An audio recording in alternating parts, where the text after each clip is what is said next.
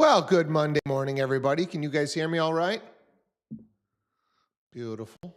Yes. Beautiful. You're Having good. tech having tech issues as always over here, but I think I am working through them good enough. Um, Excited to bring you guys an awesome show this Monday morning. I hope you guys all had a good weekend.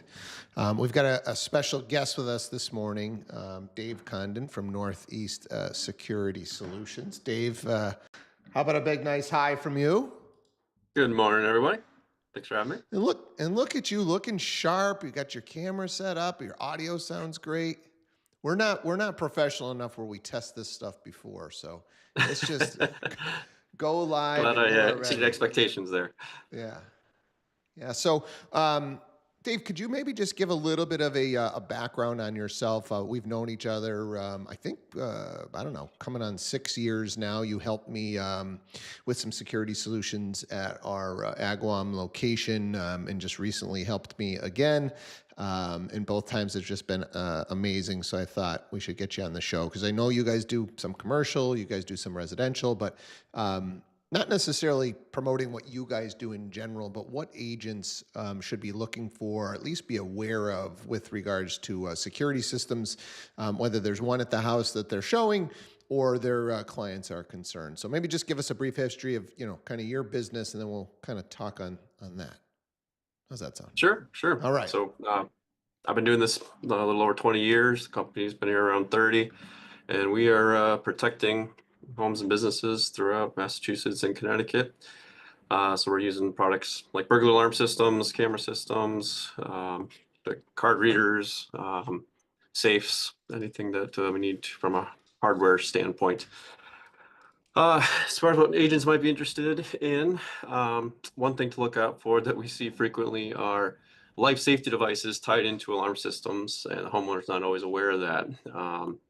I've seen where homeowners had something beeping and they couldn't tell why it was beeping, so they took something off the wall and unknowingly disabled their life safety system. So their smoke detectors and carbon monoxide detectors weren't working anymore, and they weren't aware of that. So it's important to know if you start seeing evidence of an alarm system. It'd be helpful to know whether or not the life safety is tied into that before you get to that inspection. So when we talk about these, security systems, to me as an agent, I don't know. I had a bad taste in my mouth getting into the industry, and I'm not going to name companies, but there's one company in particular that I just felt like just wanted me to. Oh, you can make more money because every time you sell a house, you should get me involved, and I'll sell them the security system, and you're going to get a referral. And I just never kind of felt good for me to do that. But I guess how do you guys differ from these, regular brands that are kind of out there? I think you guys are a little bit more specialty. And when should an agent be thinking about, security system or somebody special like you versus, is there maybe times where these, the run of the mill companies that are out there could be beneficial? Yeah, but there's a lot of different ways people or companies in my space go to market. We tend to be, yeah, like you said, a little bit more specialized. Well, we don't tend to lock customers into a long-term contract, which is not always the case in our industry. We want folks doing business with us because they like us, not because they're stuck with us. So our install cost tends to be a little higher than some of the mass market companies, but your monthly fee is much lower. Then again, you're not locked into that long-term contract. So that's kind of how we've differentiated us from some of the large national brands. So is there any equipment in particular, like, would you say your equipment is better than their equipment? Is it different equipment? Like, technically, is there any difference between, right? So you talked about, hey, we're not going to lock you into a long-term contract. We might have some higher install upfront costs. So to me, that probably means we're putting either more technical components of the property or higher end technical components of the property. Yeah, I would say it depends on the age of the system. Oftentimes, if there's existing equipment, we can reuse anything that's hardwired. That's often the case. The wireless sensors, there's a strong possibility that we can reuse them, but not always. Our systems, from the basic core competency of detecting an alarm happening, that tends to be pretty consistent, but maybe some of the added convenience factors that our systems can tie in A more modern system is going to have more tie into smart home features like locks and thermostats and cameras, garage door openers. The connected home you hear about. Our current platform that we base off ties that all into one app, so you're not having to go into individual apps for all of those ecosystems. So when we're talking about the security, why don't we just kind of talk about levels, right? So hey, look, if your people are considering a security system, here's kind of your baseline level. Here's what you're going to get. Here's maybe my recommended level, and then you kind of talked about like smart home. So do you guys go all the way through to full smart home? You will configure all of that stuff? We do, yeah, we do it Okay. all. The basic will, the lowest we'll go down to is basically all the doors protected. I mean, most burglaries are through a door, so it's kind of just best practice is you got to arm all the doors. So that's about as stripped down of a system as we'll do. Is just the main panel with all your doors protected. Uh, then the next level would be the windows. There's different ways to arm windows, and depending on how you use the house, do you have pets? Do you not have pets? Do you leave them open at night? We have a different suite of protection that we can pull from to get the windows protected. Then the next level brings in the convenience factors. So do we tie in things like the thermostat, deadbolts, overhead doors, the lighting controls? We can integrate all those things. So at the end of the day, when it's time to go to bed, you can push one button that says go to bed and your deadbolts all lock, your alarm system arms, the lights in the living room turn off. You can create scenes to just make life more convenient. Or conversely, when you get home, you can tie it in so that when you unlock your deadbolt, it disarms your system, puts on the lights you typically like. Just kind of makes your lifestyle a little easier. Yeah, I will say a couple of the things as I've been trying to do this myself at my own residence that I'm playing with that I think are pretty convenient and maybe just as agents you guys could be aware of. With my new vehicle, I was actually forced to get a My Q system for my garage door. I think my garage door opener is probably a little bit older.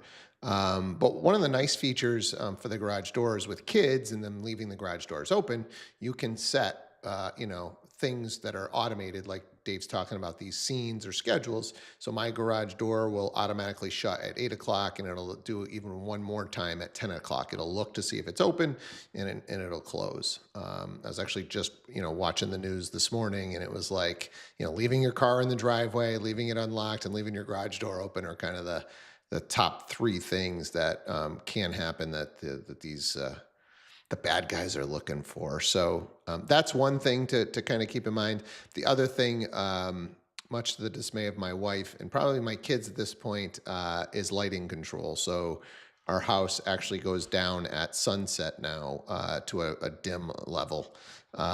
So just interesting as I'm trying to work on all this sleep stuff, and we're still trying to perfect it so that it's an actual usable home.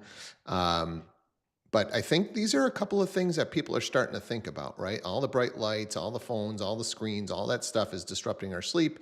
And if we know that sleep is super important, I think the lighting controls are pretty interesting. So, any other things that you're like commonly getting, Dave, on the kind of next tier up? And then we're just seeing some questions around pricing. Sure. Yeah, another thing I thought might be helpful. Popular item in homes are these video doorbells. You're seeing those at a lot of residents. But one issue with them is they tend to be on the outside of the house, and most people's Wi-Fi network that the doorbells are using is designed to be inside the house. So it's not uncommon to see lag getting connected to those doorbell streams. Our home automation platform, alarm.com, they recently came out with a PoE Ethernet powered doorbell that takes away some of that Wi-Fi lag. It's also not susceptible to Wi-Fi jamming that is prevalent out there that you sometimes read about in the news where they'll jam the Wi-Fi. So if your alarm system connects over Wi-Fi or your doorbell connects over Wi-Fi, kind of renders it useless. But we have a PoE powered option now that bypasses that vulnerability. Downside is you got to get it wired to the doorbell. So if it's not new construction, some light construction might be needed to get the needed wiring in place. So then let's kind of talk pricing. Let's talk kind of bare bones, and maybe we'll use like a 2,000 square foot house. If I don't know if you can kind of use that. What might we be looking at for bare bones? Kind of second tier, and then maybe what can the monthly monitoring costs look like on these types of systems? Sure. So again, we're not really going in with packages. Our systems are all custom made, but a ballpark figure. Basic systems probably starting in the $1,500 range. They can get as high.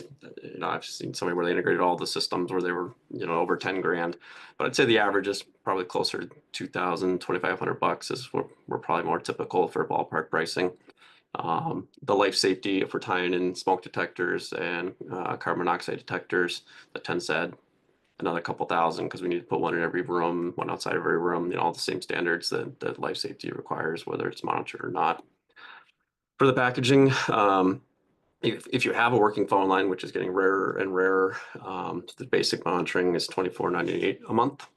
If you don't have a home phone line, or if you want to take advantage of any of the interactive features, that tends to add another 10 to 13 bucks a month. So, about 38 bucks a month for the most common users. Video adds another level of service, and a couple of the other automation items will have monthly fees, but 38 covers most of what people get. So, seeing a question here in the comments, are there any systems with facial recognition? So if you have cameras around your house, the systems recognize you and does not send you alerts. Our Assuming he's platform meaning does like that. motion and arrival and right. So when it's you, it's kind of annoying when these systems are like, hey, there's a motion alert, right? Yeah, they're getting there. So the panel that we use, it does have a disarm camera that takes pictures of you when you arm your system. Then, if you configure it, it can start to learn what you look like and what certain people look like, and it can give you alerts when your people are home. It gets to be a little trickier with cameras because typically you're putting cameras in a place to see a wide coverage, and to get somebody's face, it's not impossible, but you're usually seeing the tops of heads because you're trying to get a wide view. So sometimes it's hard for the camera to see where the face is, but they're getting better and better. They can at least let you know when it's a camera. I'm sorry, whether it's a car or an animal or a person. They're getting better.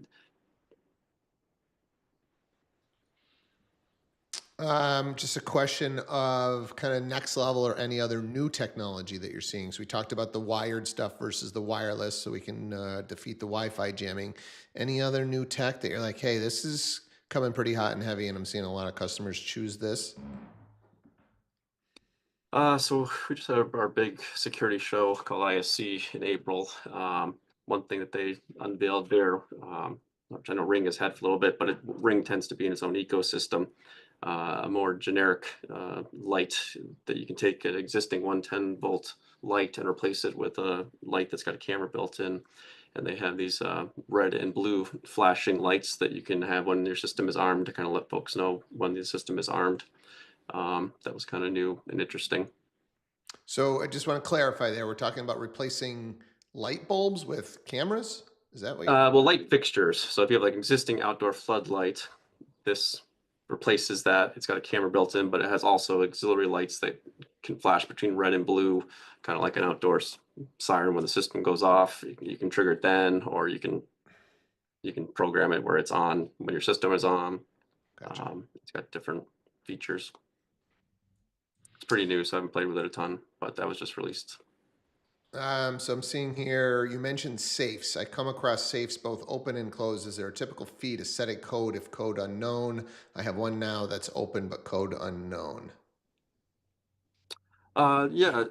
Uh, so if it's an electronic safe lock and you don't have the code, that's going to vary manufacturer to manufacturer. We do subscribe to a service for safe technicians that if the feature is in the lock, we can get access to it through special codes that we have, but not every lock has that built in.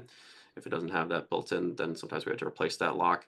Um, we don't place them up that I have that pricing off the top of my head, but my gut says the pricing for an electronic lock, just the parts, somewhere in the $200-ish range for a new electronic safe lock. If it's mechanical, that's easier to change the combination. If the door is open, whether you have the combo or not, we can change that pretty easily. If the door is locked and you have the combination, we can get into them, but that gets pretty pricey. We do offer safe drilling services. Depending on the caliber of the safe, sometimes it's easier to just take a circular saw to the side of it if it's not a real safe. If something you got at like a Staples where it's just a small thin layer of steel on the outside. Just use conventional tools. If it's a real safe with thick hardened steel, we have all the equipment needed to drill in that properly.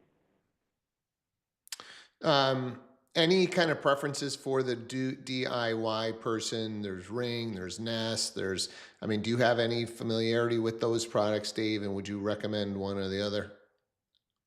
Not a ton, to be honest. We don't have a lot of interaction with them because our services don't interact with them. I know they tend to be very ecosystem closed off, where you have to stay within their line of products in order to add any additional features.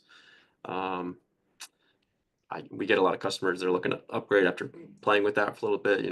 One issue with some of the cameras that are DIY in nature is they have limited storage, or they're only clip-based recording, and sometimes they tend to miss things if the clips aren't configured properly enough. And so we'll get a lot of customers coming to us looking to upgrade to full-blown camera systems that are recording 24/7. So we don't play with them a lot, to be honest. Martin, I can tell you just from my experience, I've gone to that Ring for my personal stuff. They're okay, but I think kind of some of the limitations that Dave's talking about are real. It's not 24/7 recording. The storages are limited. For a baseline, and if you're fairly handy, replacing the floodlight with the video was pretty easy to do. Right. So that's what I did with all my floodlights. I just replaced them with flood with camera. I did the Ring doorbell. They all kind of talk to each other, but it's definitely not ultra sophisticated. It's bare bones enough to hopefully, give me some high level defense. Yeah, because like I have them around the house. So what annoys me the most is like when I have the kids outside, every 30 seconds, it's sending me alerts that I have to snooze. And that's the only reason I was wondering if there's a little bit better systems out there where it's like, it kind of knows, okay, this is the family. You don't have to worry about. I want to say that on mine, I'm able to set timelines that I want to be alerted or something to that effect, because I remember those alerts getting kind of crazy. And so I think I set mine, just for kind of like the nighttime alerts. So it'll still record during the day if there's an activity, but it won't alert me. So you might want to just look into the settings. I do have a question for Dave. Do you have like the systems where you can do the panel? Let me rephrase that. Like you do a little screen on one of the walls in the wherever you want, your bedroom, living room, etc., where it shows all the cameras working at once, where it's kind of neat. It's not just like a video monitor, it's more like built in. So our main platform that we use does have kind of two configurations. If you have like an existing security system with an existing panel, it has an option to kind of take that over. And yeah, we can stream video cameras to our keypads with that system. They have to be cameras that are on the automation platform, but it can be done. Yeah. And also to your other question there earlier, our system also has the ability to snooze cameras for hours at a time. So if you do have kids playing in the driveway and you're starting to get those alerts, you can click on it and say, okay, snooze for the next 2 hours, because I'm assuming they'll be out there for a couple hours, and then it's not doing it automatically, but at least you're not getting those alerts for the kids. Thank you. Yeah, no problem. Any other questions, guys, on security, cameras?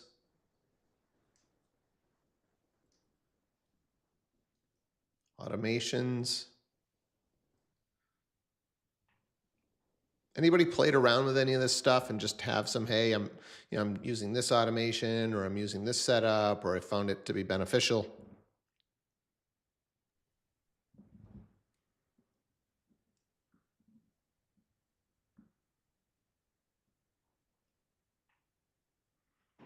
All right, Dave, any other final thoughts from you? Anything that we haven't kind of touched on that, agents should be aware of?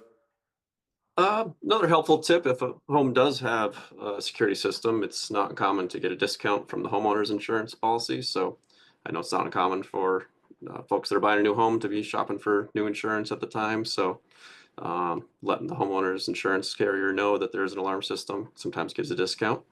And then there's typically a larger discount if you also have the life safety devices monitored. So if there are smoke detectors and carbon monoxide detectors tied into the alarm system, sometimes there's even an additional discount for that. And if you have to buy new smoke detectors anyways, maybe look into system type detectors that are monitored to get that discount. Martin. Quick question, because I do some stuff in the Berkshires that are second homes. Can you tie in, so if there's a water leak or anything like that, or the pipes or freezing pipes, anything like that? Yeah, absolutely. We have a couple different levels of that. So we do have devices. It depends on the existing plumbing infrastructure, but we have devices that can be plumbed in with a plumber in line with the water that'll monitor for leaks and can automatically shut it off. Or if it's modern enough plumbing, we have something that kind of bolts onto an existing valve that can be tied in. So if there's a water sensor somewhere and that activates, it can automatically turn off that pipe. Yeah, we also do that frequently with sump pumps. So if somebody's got an existing sump pump and they want to know when the pump goes, we can put a water level sensor at a level that's still in the tank, but higher than the water should get if the pump is working properly. And you get an alert if for some reason the water reaches that level. We've had a lot of homeowners do that with their sump pumps.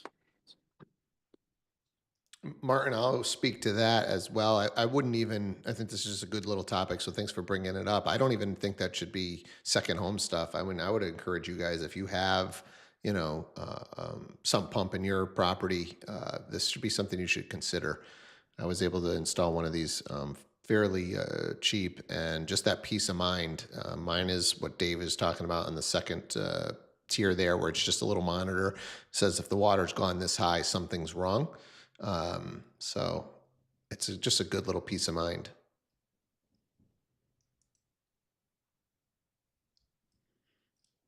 Any other little unique things, Dave, like that kind of water or pipe freeze or any other little things, hey, that we do that's pretty unique?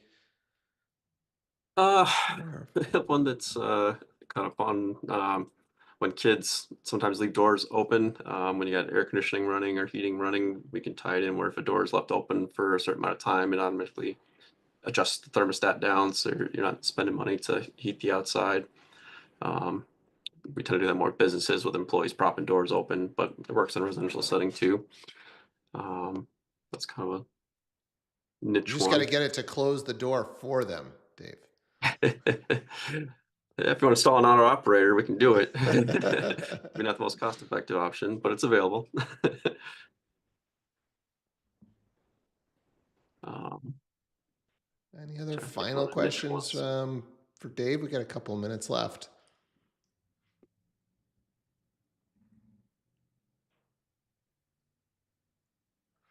All right, man. Well, I really, I appreciate you coming on and chatting security. If there's ever a time where like you've got a couple of other things that come up or you jot something down you want to visit, we'd love to have you back. So feel free to jump on anytime. Any other just general real estate questions, guys? Anybody have something interesting happen over the weekend that you'd love to share with the group that was like a good learning lesson? Anybody have something weird going on a transaction? Anybody get an offer accepted? Want to share a win?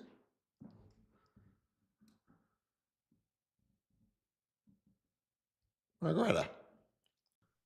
I have something. This is weird. I guess it's kind of new for me. Well, it happened to me before, but like missing person, like a person who like is in a transaction. It's actually not my seller, but it's a buyer, and they want to default and get their deposit back, but they're missing. They're not responding to lender or the agent. How can they get their deposit back? The problem I have is they're within the contingency of the loan, but do they have to sign the paperwork and nobody can sign it for them, or can an attorney sign for them? So just let's get some clarity around this. You represent the seller. Yep.